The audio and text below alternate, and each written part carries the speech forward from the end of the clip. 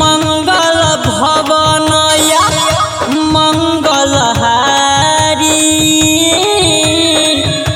धरती लोग पहिले कमंडल धारी नाम परनाम परनाम परनाम बाबा विश्वकर्मा के चरणों में परनाम मंगल भवनया मंगलहारी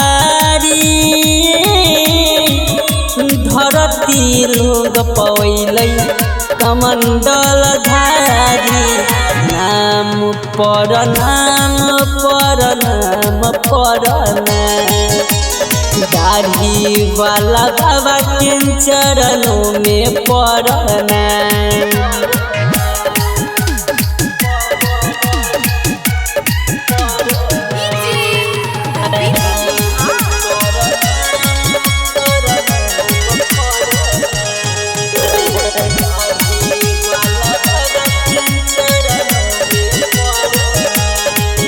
बड़ी निमन लागई बाबा हाथी के सवारी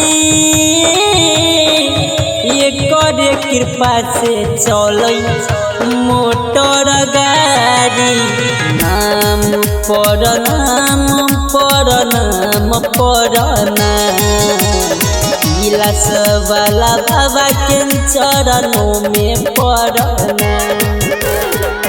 बड़ी निमन लागई बाबा हाथी के सवारी ये करे कृपा से चलई मोटर गाड़ी नाम परनाम परनाम परनाम दाढ़ी वाला बाबा के चरणों में परनाम।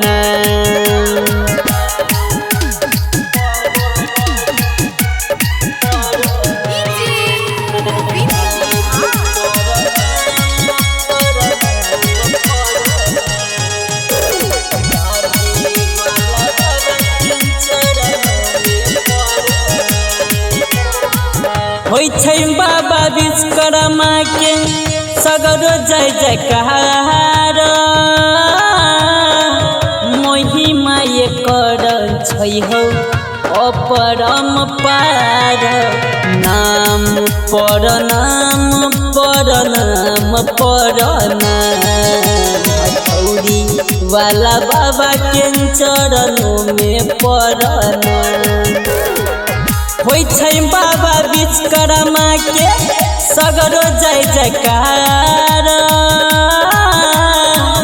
महिमा एकर छै हो अपरम पार नाम परनाम परनाम परनाम दाढ़ी वाला बाबा के चरणों में परनाम।